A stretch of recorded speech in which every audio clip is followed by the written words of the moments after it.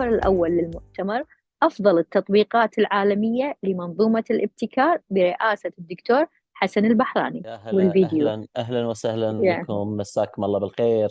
أهلا أختي يا أمل، هلا مشكورة على التقديم ومشكورة على هذا العرض الرائع من الأخوة والأخوات أيضا المشاركين في هذا المؤتمر. أيضا أوجه الشكر الجزيل حق الدكتورة هنادي لهذا المؤتمر اللي سنويا يجمع نخبة صراحة في مجال الابتكار وريادة الأعمال.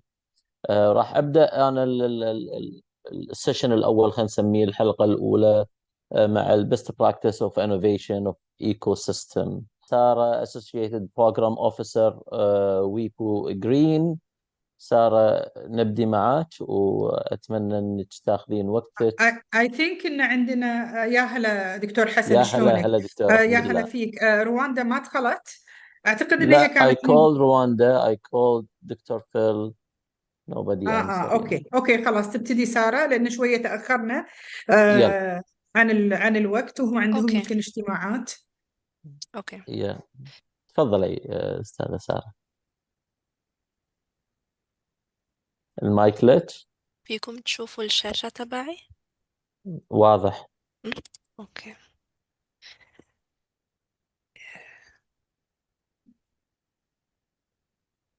اللي قاعد يقطع الإنترنت، اللي قاعد يفوق ولا اللي تحت ولا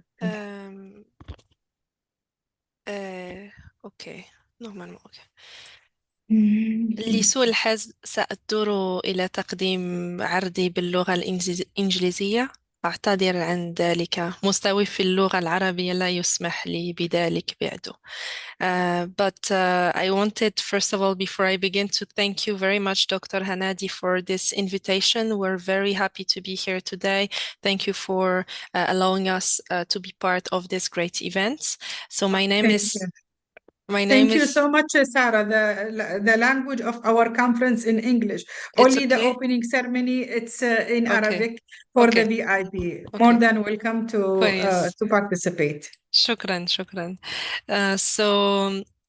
My name is Sarah and I work in the IP for Business division, and today I will present on the best practices of the innovation ecosystem, and also dive into the tools, programs, and services that WIPO offers to SMEs and businesses around the world. So what is an innovation ecosystem? To begin, let's maybe clarify what we mean by innovation ecosystem. It's an interconnected network of stakeholders, resources, and organizations that collaborate to foster innovation. And these stakeholders include government, academia, industry, startups, and even sport organizations. The ecosystem approach differs from the traditional R&D. Here, what we try to emphasize is collaboration and open innovation. And why are innovation ecosystems so important? Here, the main significance of this ecosystem is that they fuel economic growth, they enhance competitiveness on a global scale, they also help accelerate technological advancement, they also help attract talent and investment, they promote collaboration and knowledge sharing. And in short, when you nurture a thriving innovation ecosystem, this can lead to wealth of benefits for a region or an industry or even a country. For an innovation ecosystem to be successful, it must encompass several key elements. And here you have a summary of some of these elements that I will mention. First, there is an element of leadership and vision. Here, you must have a clear leadership and a shared vision to guide this ecosystem. They must also be inclusive. So here you must include a diverse perspective that will lead to more creative solutions. You must also have access to funding, which is essential for startups and innovation projects to be successful. There is also the need for a strong R&D foundation, which is vital for the technological progress. You must also equip the workforce with relevant skills through education and talent development. There is also an importance to have the facilities and the resources to foster innovation. And finally, it must also come through the regulatory environment with policies that encourage innovation and entrepreneurial activities. Some of the best practices and strategies are mentioned in that slide here, for such a successful innovation ecosystem, you must, for instance, foster cross-sector collaboration by breaking down silos to encourage the collaboration between different sectors, promote open innovation and sharing of resources, and also create collaborative spaces that facilitate interaction and idea exchange. There must also be government support, of course, with incentives and policies that support innovation, to maintain also regulatory agility to adapt to changing needs, but also providing fundings, grants, tax incentives to startups and research and development projects. It must also come through education and skill development, with a government that will support and foster STEM programs to cultivate a skilled workforce, to promote also entrepreneurship education to nurture future innovators as well, and also emphasize lifelong learning to adapt to the rapidly changing landscape. It must also come through the access to capital by encouraging venture capital and angel investors to invest in startups, to also explore crowdfunding platforms as alternative funding sources, to also promote public-private partnerships to leverage both government and private sector resources. And finally, one last best practices would be to establish incubators and accelerators that will provide mentorships, resources, and networking opportunities, and also organize events such as today's event to also showcase the work of startups and attract investors. So now let's look maybe at some of the best case studies and practices in action. We'll start with the Silicon Valley in the USA that has a rich history of innovation and is known for its diverse stakeholders, including tech giants, startups, and venture capitalists. It benefits from high quality education institutions, which provide also a continuous stream of talent, and the availability also of venture capital makes it a global hub for technology and innovation. If we shift our focus to Asia, we can look at Shenzhen, China, which is also looking at a rapid growth as a hardware innovation hub, which is remarkable.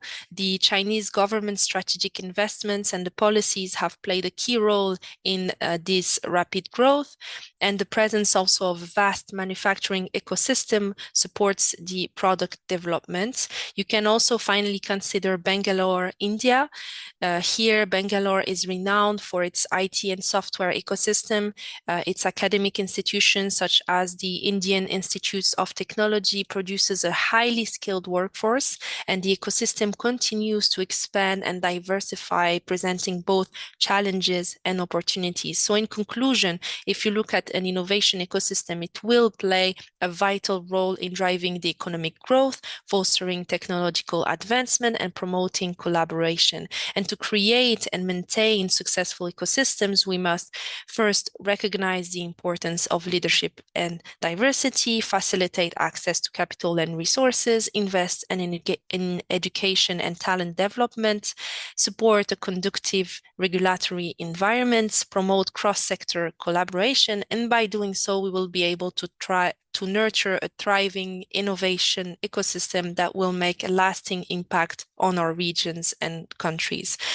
So with that in mind, we've seen how collaboration, education, and government support are vital to an innovation ecosystem, but one crucial aspect that underpins innovation in this ecosystem is the protection of intellectual property. So now allow me to shift our focus to the role of intellectual property and how it supports businesses within these innovative ecosystem. I will briefly present the work of WIPO and my division in helping businesses, especially SMEs, small and medium-sized enterprises, to harness the power of intellectual property. Before I dive in, I would like to perhaps say some word about my sector. So the IP for Business division is part of the IP and innovation ecosystem sector, and our idea is that this division is the main central reference point within WIPO for any SME SME IP related issues. And in order to maximize our reach among other, we have worked with SME intermediaries, so what we call business support institutions, but also national IP offices, which we consider to be the primary interlocutors of businesses. We work with them to build their capacity to offer sustainable and effective IP services to businesses. And our division has basically two arms.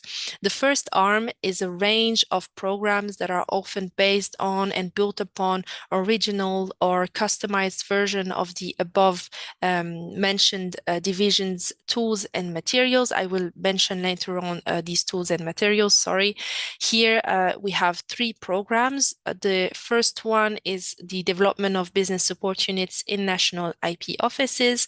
That program aims to equip IP offices with the capacity to provide effective IP support to innovative businesses and entrepreneurs in response to identified business needs. And here we have three components in that program. First, we try to identify the particular types of IP business support services that the IP office wants to focus on. We also in parallel work on developing a package of materials that will be customized to the legal context of the country for each type of such services that the IP office wants to develop. And the third pillar of that program is the conduct of trainings to ensure that the IP offices and the relevant stakeholders have the necessary knowledge and skills to effectively utilize and implement the IP support services. We have a similar program here, the Effective SME Intermediaries program, that will target a different type of partners. Here we look at support entities that assist entrepreneurs and businesses and startups, particularly those that do not already include services related to IP in their menu of services. So we look at chambers of commerce, business associations, incubators, innovation agencies, any equivalent institutions that wish to develop an IP for business support services. And it provides, again, to that institutions a customized package of tools and materials, and of course, trainings that will then serve as the basis for the work of these institutions with businesses. Then we have one last program. It's our flagship program. It's called the IP Management Clinic for SMEs. We actually have one of these clinics that is currently ongoing in the Arab region, and it's focused on AI. Here, basically, the idea behind that program, it's a 4 to 6 month program that will be a step-by-step guide to businesses that will help them go through the complex IP landscape and try to leverage their IP assets effectively. This means that they will be able to use IP to grow their businesses with the help of a mentor and individualized mentoring sessions with IP experts, trainings, which I will try to explain further on in my next slide. So here, these are the main program components. Like I said, there will be first a mentorship component, which is the main feature of the program. The clinic offers specialized, personalized expert advice to address the specific requirements of a business. It then takes the business through trainings, which takes it one step further than just basic IP awareness. It is meant to strengthen the understanding of IP and its strategic implications for a business. It also creates networking opportunities and foster knowledge sharing between the different businesses that will participate in the clinic. And finally, at the end of the program, we hope that the business will receive a report with actionable recommendations at the end, which we call the IP roadmap.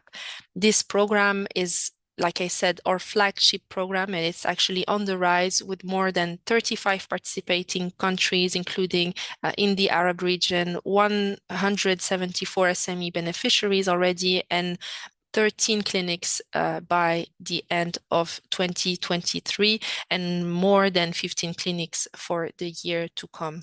So all of these programs that I've mentioned are based on and built upon a series of tools, and the main tools are mentioned here on this slide. These are designed to support businesses in their use of IP, to help them integrate IP into their overall business strategy. They are developed with business experts and IP experts, trying to ensure their effectiveness. Here, they're intentionally designed to be easily accessible. They feature simple language. They avoid complex legalistic terms. They also include case studies to showcase real-life example of how businesses have successfully managed their IP. And they can be either used independently or, like I said, they can serve our programs. And one good thing is that all of these tools that I will mention are available in Arabic. So the first one is called the WIPO IP Diagnostic Tool, which is an online self-assessment tool. Basically, by answering a series of questions on your commercial activities, you will instantly receive a personalized report based on the answers that you've provided. So here, the tool, what it does, not only it introduces you to the main IP assets that you may have in your business, but it also introduces you to many IP management aspects. So how do you deal with your intellectual property when you have employees, when you have confidential information, when you want to go abroad with your product, and so on. So it's a very effective tool if you want to get in touch with IP and try to have a first step towards that topic and learn more about intellectual property relevant to your situation.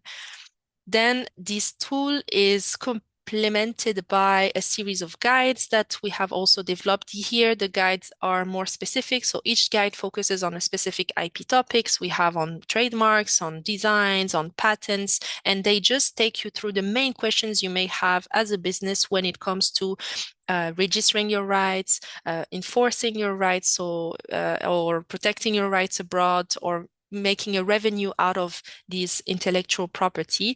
The most recent guide is called Enterprising Ideas, and it's designed for startups and young entrepreneurs by taking them through the main moment from ID to market, where the business needs to take care of the IP question. So how in their business journey they need to incorporate the intellectual property component in their journey. It follows the business journey, and it's very interesting, I think, for all young entrepreneurs that may be with us today. The IP for Business moment also was designed to help companies understand what is an IP strategy by breaking it down again into 5 key stages of business growth. This is another tool that we have right now as a beta version. So this is not yet the final version of the tool, but if you're interested to check out this tool as well, I would advise you to do it. You just have to click in the stage that is relevant to your business growth. So let's say that you're already at the growing stage, you will click and you will have a lot of IP concepts that will be simplified and easier to grasp for you and really relevant to your business journey. We expect to launch this tool in the next few months, so I'll keep you updated. And finally, one of our last tools that I wanted to mention is a series of podcasts. So this is to make you more aware of the situation from the business perspective. We have experts, industry professionals, entrepreneurs that come and share with us their journey and how they made the most out of their IP. The first season of this podcast series is focused on video games. So again, if you're interested to listen from entrepreneurs and people on the field, I would advise you to check out this podcast series, which is also accompanied by IP lessons learned and bite-sized takeaways. So with that, I will end my presentation. Shukran jazilan once again, and I'm open for any questions you may have, even now or even after that presentation. I welcome you to send me your question via emails. Thank you. Thank you, Zahra, very much for your presentation with the topic of program that you provide to support entrepreneur. I believe Dr. Phil already there joining us. Dr. Phil? just to capture Yes, and to be aligned with Dr. the Phil, time? Dr. Hassan, just I need to draw the attention for all the speakers. Sarah, it's from the WIPO from the United Nations, one of the United Nations organization who specialize in patenting and innovation or supporting innovation ecosystem worldwide. And it is our honor to join us every year, specifically Mr. Macro, who is the Deputy VP. He's joining us in the previous 2 years, but for unforeseen activity, they are away from the organization, and more than welcome, Sarah. It's presenting in behalf of them the outcomes of the WIPO, and we hope so to be on time. Regarding for Rhonda sent me a special message. She have unforeseen activity, critical activity, and she be away from the conference, but she sent recorded session. If we have time, we present it. Otherwise, we will continue our sessions, because our conference is a live conference, not recorded sessions conference. More than welcome, Dr. Phil. Good morning. Assalamu alaikum, and thank you, Shukran, for having me here this morning. It is early here in America, so it is wonderful to see such friendly faces, such bright colors, and to wake up Sarah with information from WIPO. I'm about to go and have my coffee in a minute, but I was going to say, excellent. I'm so glad you have that, Dr. Hanadi Albahrani. So our session starts in 15 minutes. So we have a video, is that correct, from Rhonda Farrell? Yes, but we didn't plan to present it. We give you the time, and later we closing out. Specifically, we are a shortage of agenda, 10 to 15 minutes. Then we need to be on time for all the speaker. All right, so you have me and Dr. Sarah Nassar here. And sorry, Sarah, if you already know the plan, but I'm still waking up. So what would you like us to do, given that this is a very important webinar and it's going out live? What would you like us to do in 15 minutes time? You present your outcome. You are from MIT, and MIT, it's one of the leading in supporting innovation ecosystem, and you are also deploy NSF initiative about the innovations in the United States, and you know better than us about the latest tool and technology, about the innovations who is shaping the 21st century. And this is what I highlighted in my speech today early morning. We are, all of us, shaping the future of the 21st century, about the innovation ecosystem. And go ahead and presenting your experience. And also, I need to remind all of you, this conference is a practitioner conference, not educational conference, which the people, it's sharing their dreams or their studies. This conference sharing the implementation of successful implementations of their rules and techniques in their countries. Okay, go ahead, Dr. Phil.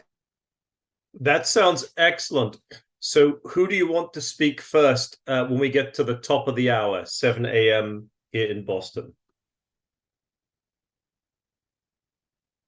Is that me? Yes. Yes. Okay. And then I'll do my 15 minutes, and then we turn to Dr. Sarah Nassar. No, we will open a discussion between all of us, specifically the speakers who is in the track. Then we will closing the session. Okay, that sounds like a great plan. Excellent. I will go get my coffee now. And I was going to say, I have a few slides. Would that be useful if I present them from here? Yes, you can present it. Go ahead. Thank you, Hassan. Thank you, Hanadi. I will get my coffee and get my slides ready.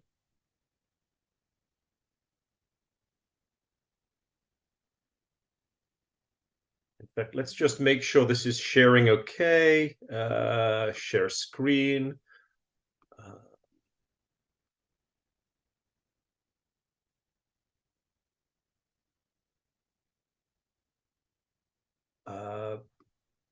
Play from start. Hassan, you were the last one to speak, so I have your face smiling at me. Can you see that okay? Yeah, everything is okay. Brilliant. We can see your slides. I will stop sharing and I will go get... All right, until Dr. Phil bring his copy, Sarah, can you just elaborate about a practitioner that you did with the programmer, with the entrepreneur? Did you see the outcome in recent days? Did you see their outcomes actually, or their innovation break through into the market or specific sector?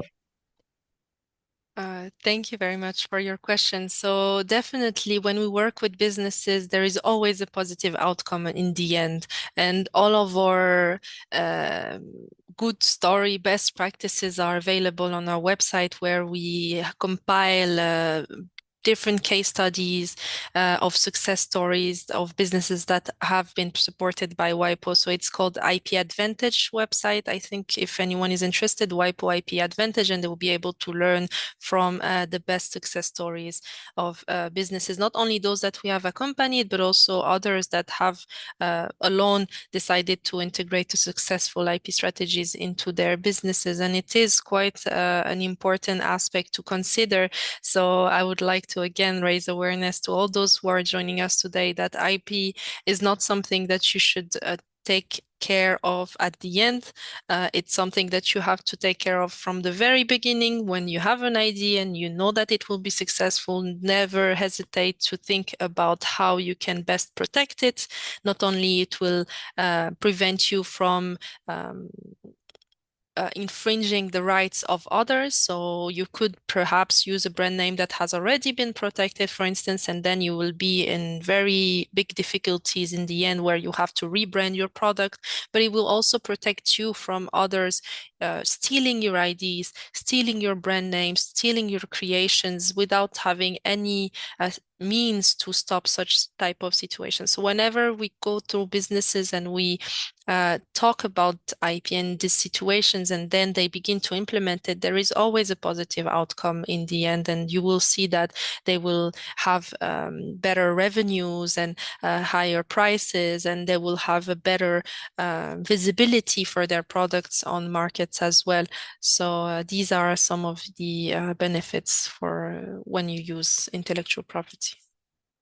I have also a question about the fintech as a technology into any innovation that come into the market. Like fintech is utilization of technology for financial services. I believe that every entrepreneur within their sector, they require or they need such fintech technology within their businesses. Did you see that sector growing within the IP or any new invention into fintech technology within your program? Are you specified into the program for fintech, for example? We do not have specifically programs dedicated to fintech, but definitely for any digital innovation, when it comes even to artificial intelligence now, it's topics that are hot topics. So we try to focus more on these areas of work where also intellectual property is not necessarily still yet up to date. So we don't know really how to protect certain things when something has been invented by AI, for instance. How do you protect that? When it comes also about data protection, there are many topics that are surrounding also. It's not only about IP. So we have to deal with all these complex landscapes, and we try to come up with solutions. So like I said, right now we have one IP management clinic, which is this program where we take companies through a mentorship and then trying to help them build their IP strategy. And one of these clinic is, like I said, focused in the Arab region on the area of artificial intelligence. And this is quite interesting because here they will talk about their revolutionary technologies, designs, and brands that will keep them growing also. And we are really at the crossroad between the innovation and the intellectual property, where we try to use IP also as a key to their protection, to the monetization also of their AI projects. So here we are trying to also get out from the simple intellectual property to something that is more about the new technologies that we have seen in our era. Yeah. Thank you, Sarah. Do you recommend an accredited certification, or you provide it in Weibo for such programs? For the IP management clinic, usually Yes. we do it in partnership with governmental institutions such as the IP office or other type of partners that may be, it could be an incubator. It really depends on the demand. So we usually work together hand in hand with our member states. So it has to come from them, their request, and then we implement such type of project. So it's not something open to all. But if anyone is interested in having courses in the field of intellectual property and other areas, we have a range of distance learning courses that are offered by WIPO Academy.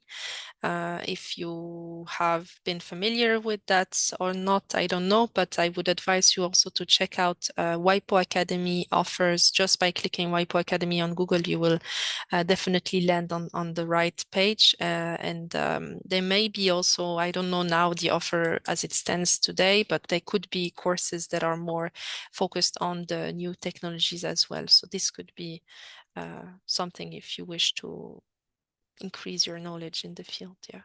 Yeah, thank you, Sarah. Don't know if Dr. Phil is here joining again. We were waiting. Yeah, Doctor, hi. Yeah, mic is yours, and take your time. We have you have your time for the presentation. Thank you, Sarah, very much for the fruitful discussion. Thank you very much. Is it okay if I leave soon because I have another engagement, Dr. Hanadi? I think I've mentioned it to her. It's fine, I guess, okay. With the program, all is okay. Okay, thank you so very much. Keep talking Sarah. for one moment. I'm going to run and get my coffee.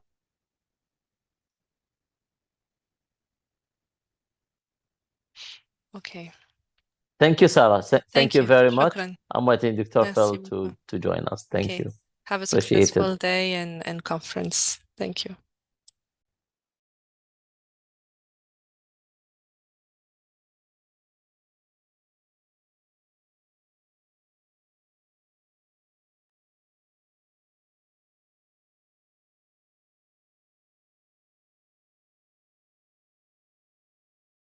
Excellent. Hassan, it is wonderful to be back with you.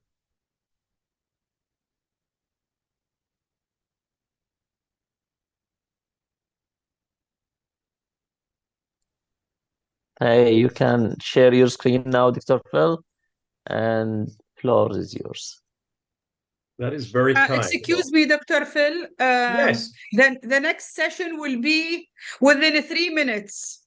Okay, I hope so. To capturing your slide within 5 minutes. Dr. Hassan, we don't need to miss the people because the people is waiting and having an arrangement for each sessions. Dr. Phil can present your presentations or your experiences within 5 minutes because we don't need to miss also the following speaker. If you don't mind, Dr. Phil. And if you are able to join us in the next sessions, more than welcome. Excellent. Thank you, Dr. Al-Mubaraki. So would you like me to start talking now and go for 5 minutes, or do you want me to start in 5 minutes? Yes, go ahead. Go ahead. Wonderful. Well, it is wonderful to be joining people today, and I will give you some introductory remarks to get us started. I will, of course, make my slides available to you afterwards. I am here in, I am here in Boston, Massachusetts. So it is early morning for me here, but I understand it is a much better Sorry, we did miss the sharing screen, Dr. Phil. Yes, now I thought I was starting at the top of the hour, but I shall do so now. Yeah. Assalamu alaikum, and thank you all so much, Shukran, for having me here today. I'm delighted to be joining this conference. My topic is best practices of innovation ecosystems, and I'm delighted to share some lessons and insight from MIT. But let me first say congratulations to the organizers of this conference. This is such an important subject, and thank you all practitioners, participants, and others who have joined us today. It is really very important that we think about this approach. My key message is that innovation happens in various ways, but it only happens successfully and sustainably when it takes place in ecosystems. And these are place-based ecosystems, and this is based on research that I have done around the world with my MIT colleagues, but especially now in the Arabian world with Gulf city-states and other larger states within the Arabian Peninsula. So this is me. My name is Dr. Phil Budden. I was a diplomat before this. That is a picture of me when I used to wear a tie. But I am delighted to be joining you today, and I am honored to be sharing with you some good practices. Now, I'm based at MIT, which is a remarkable institution here in the United States, but I want to tell people it's not purely American. I have friends here who are not only British at MIT, but I have Saudi friends, Palestinian friends, Jordanian friends. So lots of people from your region come to MIT. It really is an international effort. And so what I'm sharing you is with insights from this very international community. One of the things that makes MIT so good is it's not just MIT, it's the entire innovation ecosystem around MIT. And so we have a very systematic approach to studying innovation ecosystems and stakeholders. We have looked at this around the world. We have worked with 80 teams around the world. We have worked with teams from the Emirates. We have worked with teams from Saudi. I have a team from Palestine that has just joined us alongside a team from Riyadh. And we see our approach to innovation-driven entrepreneurship as working around the world. So I'm going to give you a couple of insights from that. First of all, our approach to innovation.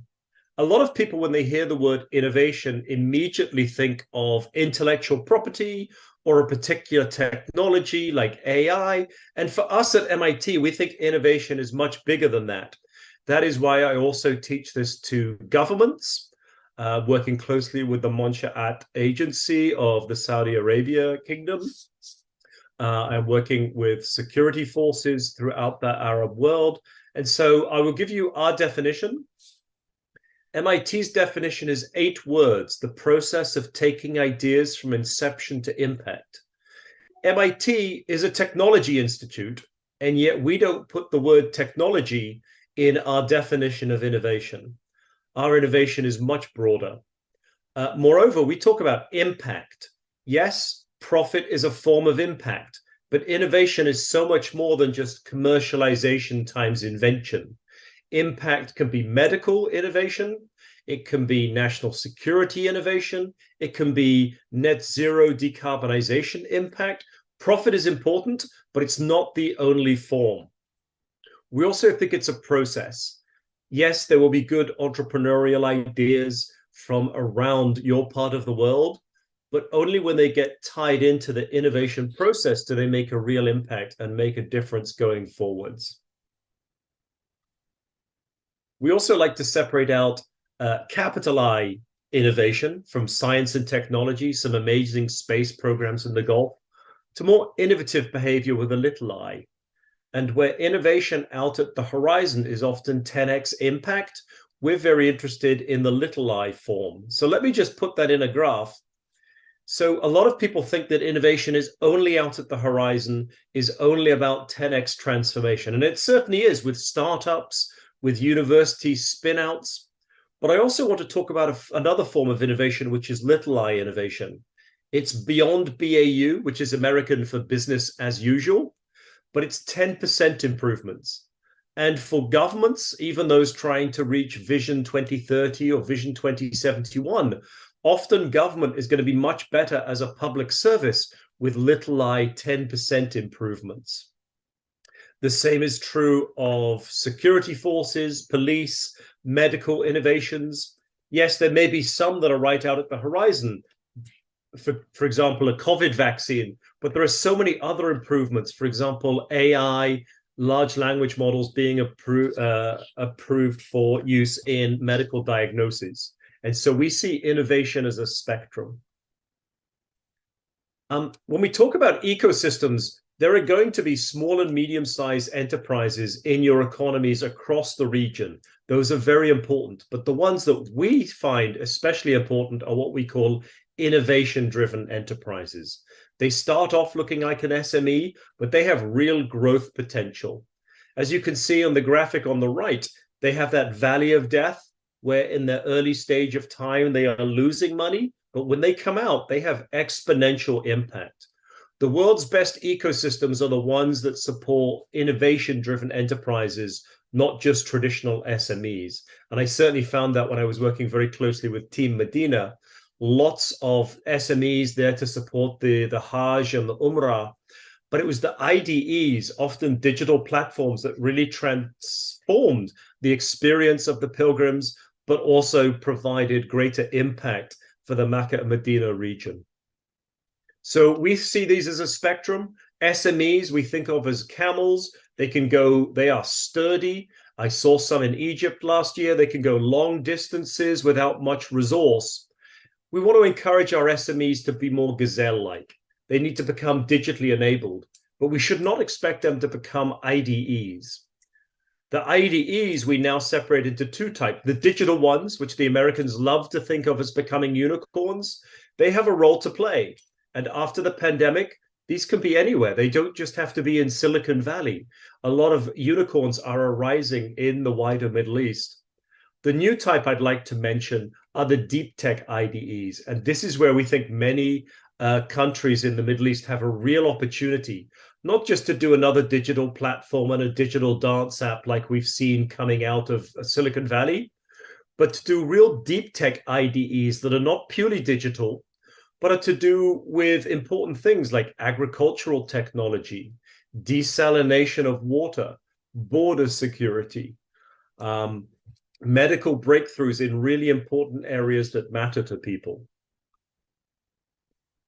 And then my final point before I turn back to Hassan and see how much longer he'd want me to go for is an American journalist called Tom Friedman told us in 2005 that the world is flat.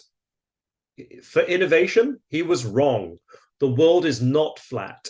This high-end innovation takes place in certain parts of the world, Silicon Valley, Boston, increasingly in Riyadh, hopefully in Kuwait. So the world is not flat, but it's also not fair. It's not happening in large parts of Africa. It's not happening in large parts of Latin America. It's only by pulling all of the elements of the innovation ecosystem together that your company, your country, your region will actually get the benefits of innovation ecosystem. And that's what I've dedicated my career to understanding, why the world is not flat and learning the lessons that you can help the place that you care about do more effectively. So with that, I'm going to take a sip of coffee and check in with Hassan. How was that as an introduction? Perfect, Dr. Phil. Because now we should move to the